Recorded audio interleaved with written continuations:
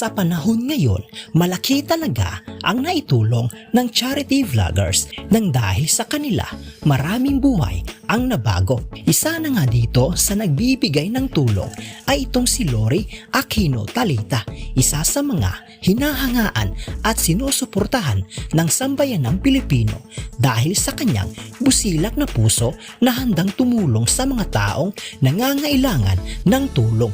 Ginawa nga pala ni Lori Aquino Talita ang kanyang YouTube channel noong August 2018 at ngayon ay meron na itong 476,000 subscribers sa kasalukuyan. Kaya sa video na ito mga idol ay ating pag-uusapan at aalamin kung magkano nga ba ang estimated sahod ni Lori Aquino Talita sa YouTube ngayong 2024. So yun mga idol, gamit ang isang public website na Social Blade ay ating malalaman at makikita ang estimated sahod ni Lori Aquino Talita sa YouTube ngayong 2024. Ang Social Blade nga pala mga idol ay isang public website na kung saan kahit sino ay pwedeng tumingin sa analytics at estimated earnings ng isang YouTuber or influencer. So yun mga idol, nandito na tayo sa Social Blade at ito ang Social Blade channel ni Lori Aquino Talita kung saan pwede nating makita ang status ng kanyang YouTube channel at ang kanyang estimated earnings ngayong 2024. So yun mga idol, dito sa kanyang uploads ay nasa 2,822 na. Subscribers naman ay nasa 476,000 na. Video views naman ay nasa 126,081,371.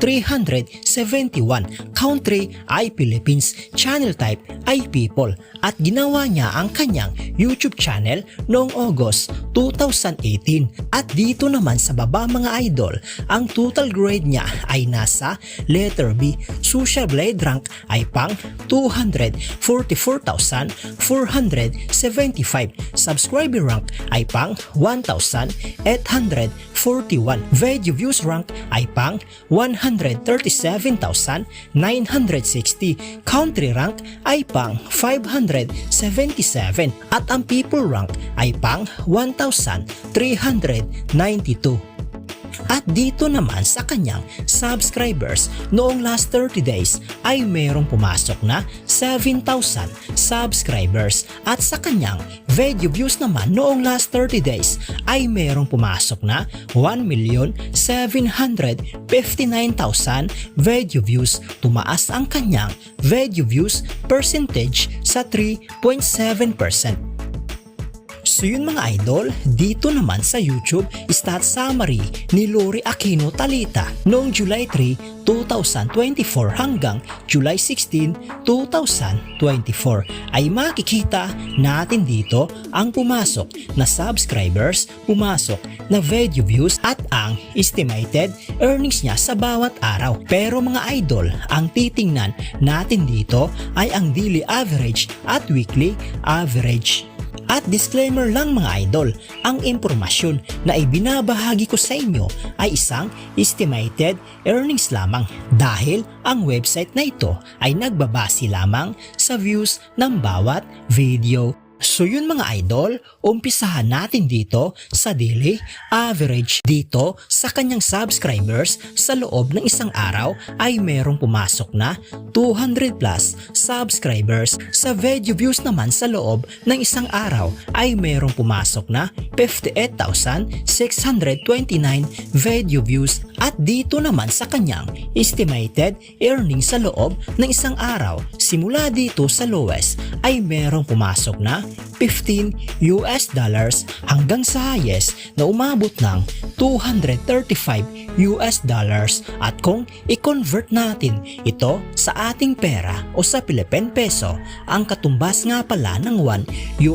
sa ating pera ay nasa 58 pesos. So yun mga idol, ang katumbas ng $15 US dollar sa peso ay nasa 870 pesos. Ito ang kanyang posibleng kikitain sa loob ng isang araw sa lowest estimated earnings at ang katumbas ng 235 US dollar sa peso ay nasa 13,630 pesos. Ito naman ang kanyang posibleng kikitain sa loob ng isang araw sa highest estimated earnings. So yun mga idol, dito naman sa weekly average dito sa kanyang subscribers sa loob ng isang linggo ay merong pumasok na 1,630 subscribers. Sa video views naman sa loob ng isang linggo ay merong pumasok na 410,000 plus video views at dito naman sa kanyang estimated earnings sa loob ng isang linggo ay merong pumasok na 103 US dollars hanggang sa highest na umabot ng 1,600 US dollars at kung i-convert ito sa ating pera, ang katumbas ng 103 US dollars sa peso ay nasa 5,974 pesos. Ito ang kanyang posibleng kikitain sa loob ng isang linggo sa lowest estimated earnings at ang katumbas ng 1,600 US dollars sa peso ay nasa 92,800 pesos.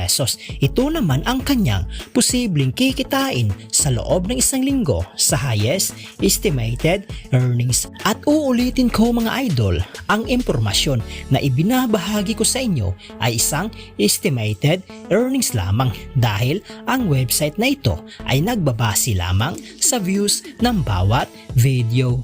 So yun mga idol, dito naman tayo sa monthly at yearly estimated earnings. Simulan natin dito sa monthly estimated earnings. Simula sa lowest na merong pumasok na 440 US dollars hanggang sa highest na umabot ng 7,000 US dollars. At kung i-convert natin ito sa peso, ang katumbas ng 440 US dollars sa peso ay nasa 25,520 pesos. Ito ang kanyang posibleng kikitain sa loob ng isang buwan sa lowest estimated earnings. At ang katumbas ng 7,000 US dollars sa peso ay nasa 406,000 pesos. Ito naman ang kanyang posibleng kikitain sa loob ng isang buwan sa highest estimated earnings. So yun mga idol, dito naman sa yearly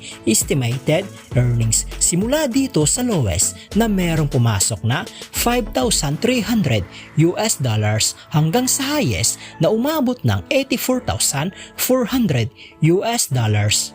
At kung i-convert natin ito sa ating pera, ang katumbas ng 5,300 US dollars sa peso ay nasa 307,400 pesos. Ito ang kanyang posibleng total na kinita sa loob ng isang taon sa lowest estimated earnings at ang katumbas ng 84,400 US dollars sa peso ay nasa 4,895,200 pesos. Ito naman ang kanyang posibleng total na kinita sa loob ng isang taon sa highest estimated earnings. Ngunit sinasabi ko na sa inyo mga idol na ang impormasyon na ito ay isang estimated earnings lamang dahil ang website na ito ay nagbabase lamang sa views ng bawat video. So yun mga idol, hanggang dito na lang ang video na ito. Maraming salamat sa panunood.